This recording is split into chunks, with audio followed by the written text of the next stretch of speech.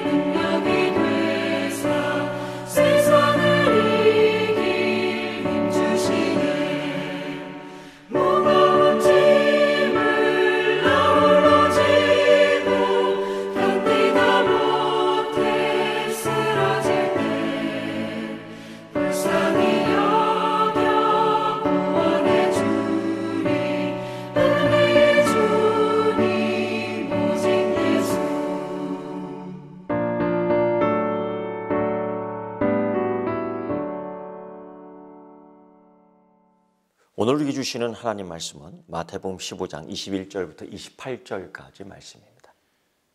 예수께서 거기서 나가사 두로와 시돈 지방으로 들어가시니 가나안 여자 하나가 그 지경에서 나와서 소리질러 이르되 주 다윗의 자손이여 나를 불쌍히 여기소서 내 딸이 흉악하게 귀신 들렸나이다 하되 예수는 한 말씀도 대답하지 아니하시니 제자들이 와서 청하여 말하되 그 여자가 우리 뒤에서 소리를 지르오니 그를 보내소서.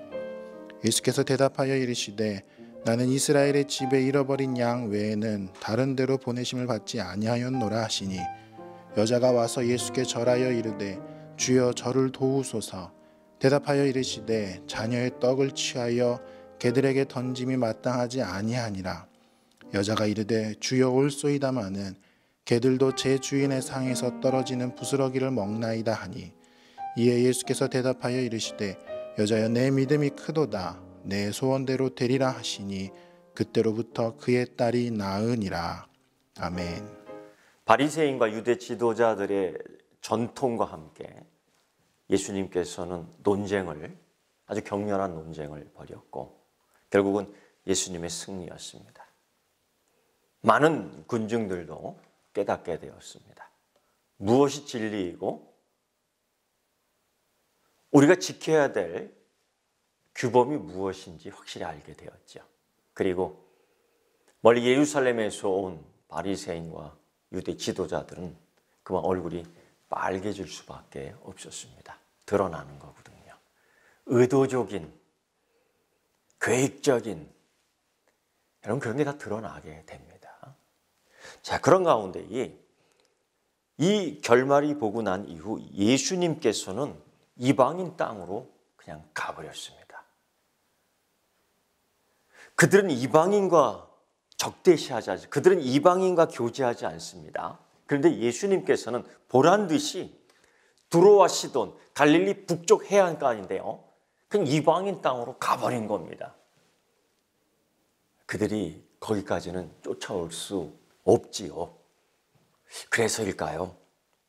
어쨌든 예루살렘에선 유대인들이 예수님을 대적하고 예수님을 조사하기 위해 왔지만 결국은 잡아내지 못했고 실패할 수밖에 없었습니다.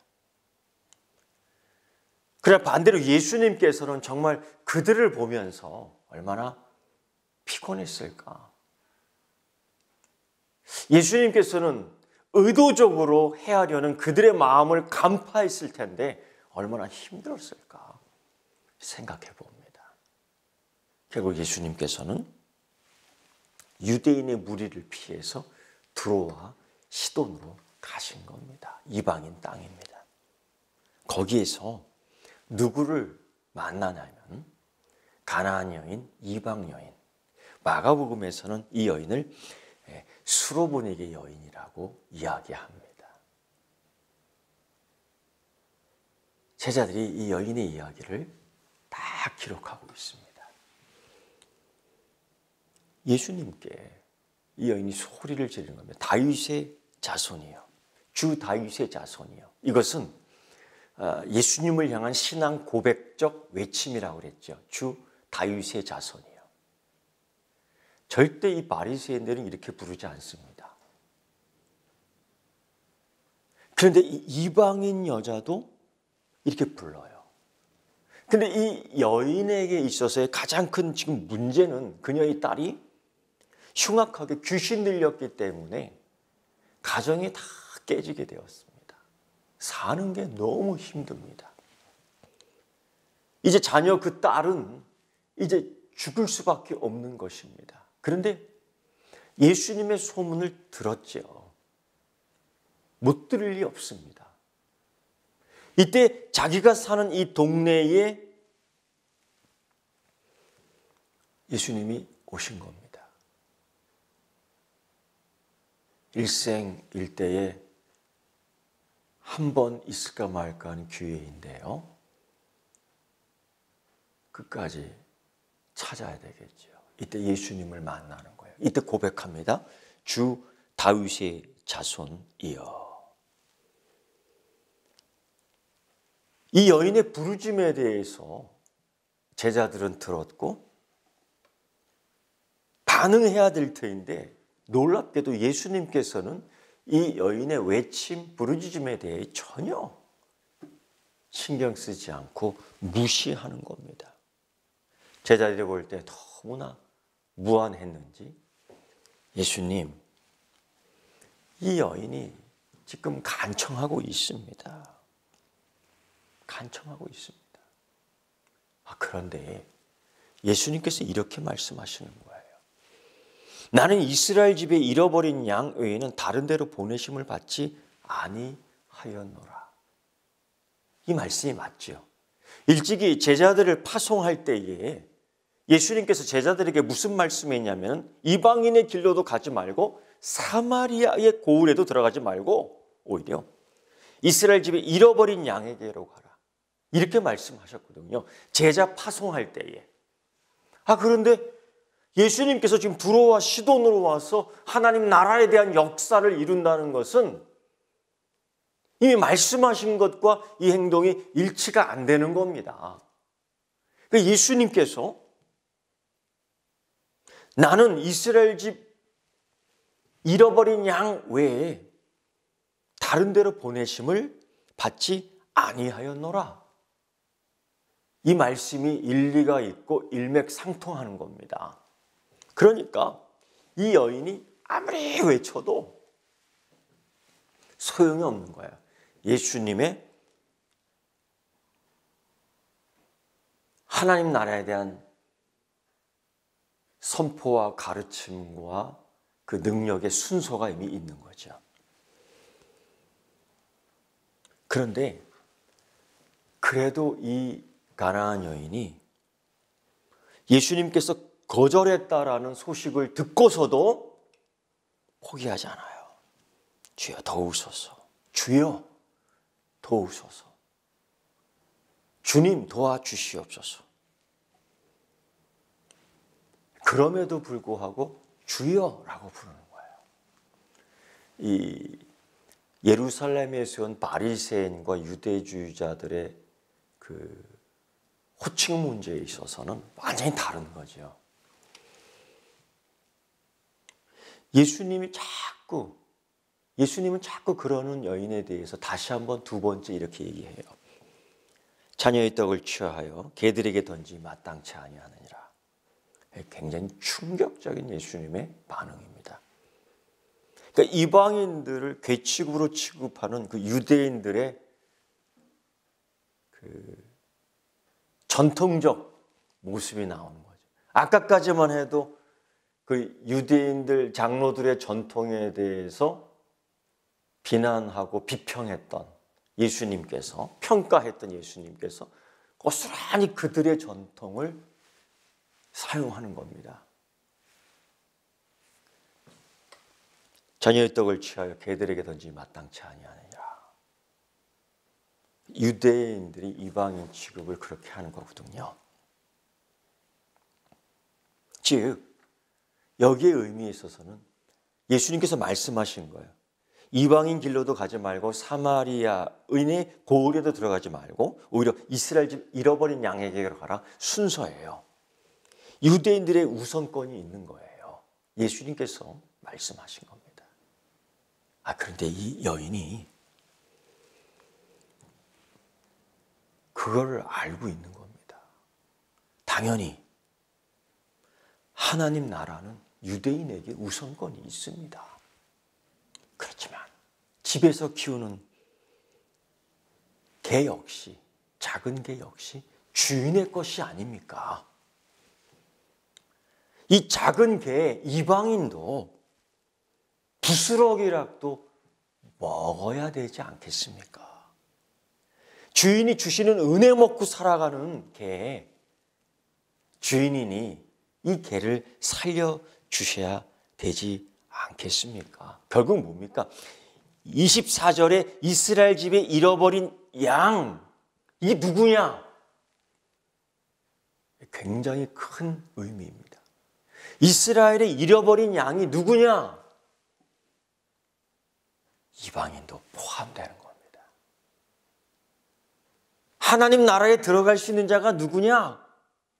여러분, 모든 민족의 특별한 이유 없이, 모든 민족 차별 없이 다윗의 자손 예수여라고 부르는 신앙 고백하는 자에게 구원의 메시지가 열려 있는 겁니다. 예수님이 이 여인의 고백을 듣고 죽기 사역을 하죠. 이렇게 얘기해요. 여자여 내 믿음이 크도다 내 소원대로 되리라. 예수님의 요청, 예수님에게 한 이 요청, 맨 처음에 예수님은 거절하셨지 않습니까? 그러나 이 여인이 겸손하고도 담대하고도 끈질기게 믿음과 호소력 있는 이 믿음의 고백, 믿음의 주장에 예수님이 놀랍니다. 그리고 이 여인을 이스라엘의 잃어버린 양으로서 인정해 주지요. 여러분, 이 마태는 예수님과 이 가나안 여인의 긴 대화를 통해서 뭘 보여주고 싶은 걸까요? 뭘 나타내고 싶은 걸까요?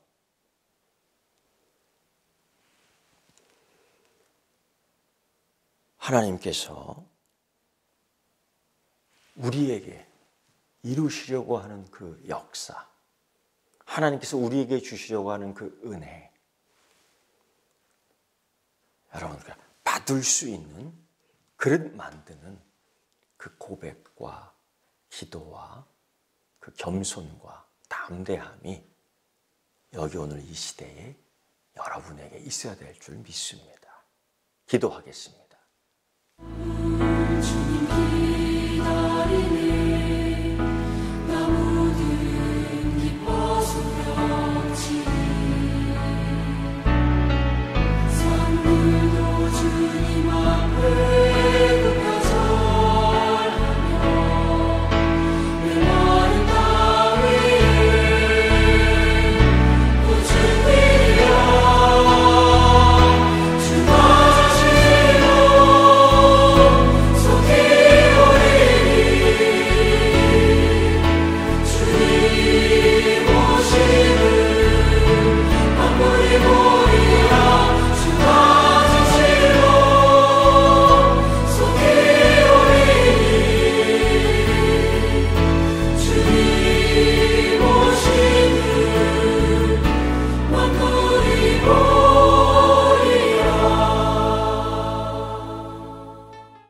하늘에 계신 우리 아버지, 아버지의 이름을 거룩하게 하시며 아버지의 나라가 오게 하시며 아버지의 뜻이 하늘에서와 같이 땅에서도 이루어지게 하소서. 오늘 우리에게 일용할 양식을 주시고 우리가 우리에게 잘못한 사람을 용서하여 준 것 같이 우리 죄를 용서하여 주시고 우리 시험에 빠지지 않게 하시고 악에서 구하소서. 나라와 권능과 영광이 영원히 아버지의 것입니다. 아멘.